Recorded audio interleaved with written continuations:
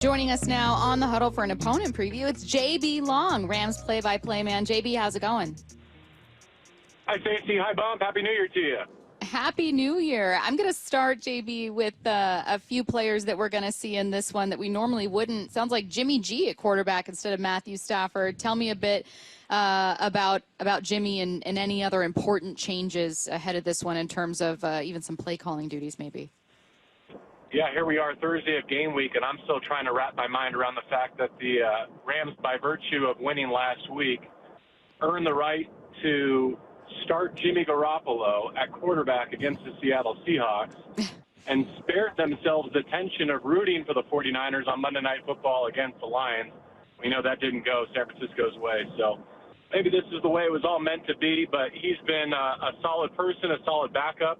I think he supported Matthew Stafford really nicely. All those years, though, he tormented the Rams, with Kittle and Debo and McCaffrey. It'll be interesting to see what he looks like in orange for the first time at full speed, albeit in what will probably resemble more of like a preseason type game plan, at least offensively, against the Seahawks. Hey, JB, you got a couple of great rookies on defense, Braden, Fiske, and Jared Verse. Tell us about what those two guys, Verse just looks like he's been playing in the league for 10 years. But, just tell us about the impact those two have had and how, was that unexpected, or is that something that they thought they were going to get out of those two young fellows? Yeah, I mean, Rams colored lenses here, but I actually think Jared Verse is closer to being the Defensive Player of the Year league-wide than any other rookie is to being NFL Defensive Rookie of the Year relative to him. That's how consistent and productive and dominant he's been, and I think his nearest competition might be in-house in Fiske. There's a lot of pre-draft and post-draft narrative about what a tandem they were, and from the Rams standpoint, why it made sense to trade up in the second round to get both, because Braden had the potential to be a force multiplier for Jared. I think a lot of that just felt like April and May fluff. But now that I've seen it in person in real time, I get it. I think they actually do complement each other in that way. And I think if you zoom out, the fact that the Rams just put together a 16-game regular season with far more balanced and dominant pressure than they had in the last year of the Aaron Donald era, that they could retire the greatest player in franchise history and get better on defense. I'm not sure there's any words that I could offer you that would say more about the impact of those two than that reality. Yeah. JB, I forgive you. I said we couldn't be friends if we got into this situation, but I've healed and I'm ready to move on, so that's fine. Well, that's a relief. Hey, man, obviously there's a rough start to the season for the Rams. Did you feel like this whole time, if they were to just get healthy and be consistent, you would be in this moment, or was there a game or two where it clicked and you started to believe in the Rams' chances of making the playoffs again? I mean, I think that's it at the fundamental level. You know how it is, Bump. You build a team in an offseason with a vision in mind for how they're going to play and what they might be, what your floor is and what your ceiling is.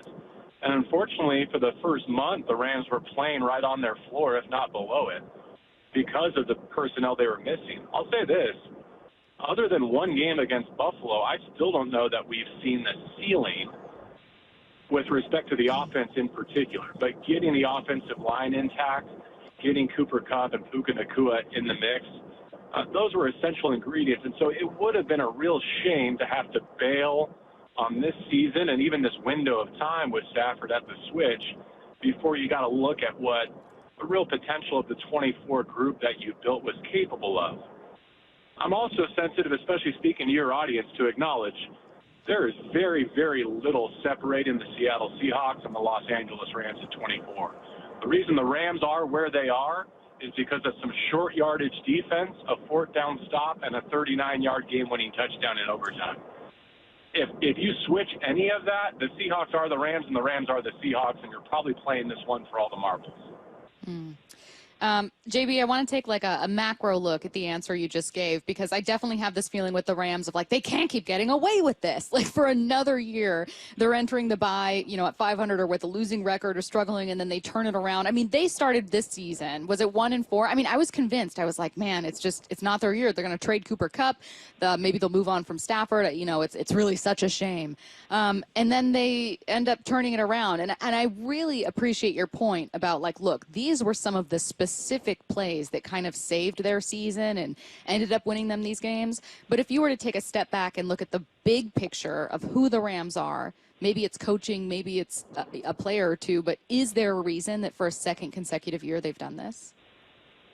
Yeah, his name is Sean McVay, and he's the winningest coach in Rams history. And I've spent much of my tenure talking about the Aaron Donald window and how long you can keep that open, and then the Matthew Stafford window and how long you can keep that open.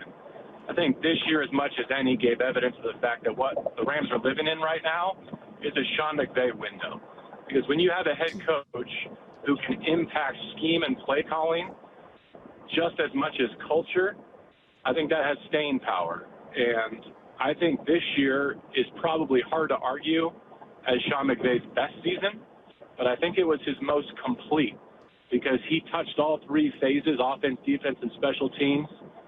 And he matured in a way in embracing this as a surprisingly productive and clutch defensive team and a much improved special teams group collectively than anyone anticipated. And instead of being slow or reticent to embrace that, instead of being frustrated at the offense's inability to put up 30 and lead the way, he just settled into what this team was and gave them the time and the space to win games with takeaways and stops and interceptions and to do just enough on offense to carry them to the finish line. Now, I say that in all humility, and I think he would too.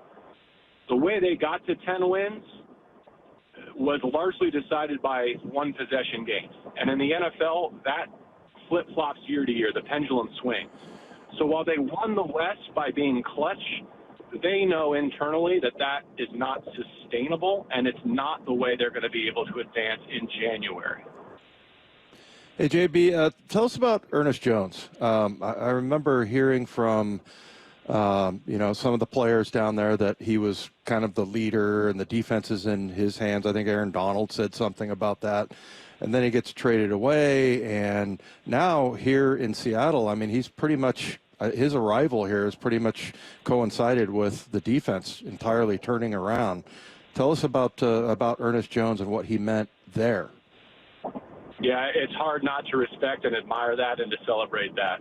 From the day Ernest was drafted until the one he was traded, I never heard any Rams employee say a foul word about him. I mean, he was one of the most highly thought of individuals in my time with the organization. And the only thing he was a victim of their team-building model, which unfortunately does not often, if ever, include investing in off-ball linebackers. And I'll give you another familiar example, and that's Bobby Wagner, who I think was, Pro Football Focus's #1 graded off-ball linebacker in his 1 year in Los Angeles.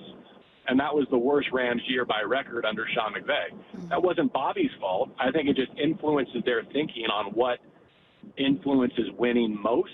And with him coming up on a contract year with some knee injury history, I think they just made the very hard decision to allocate their resources differently and to hopefully do right by him as the single-season tackling leader and captain to help him find his next right home sooner than later. Now, maybe that was a two-step process. We'll see whether he sticks in Seattle beyond this season.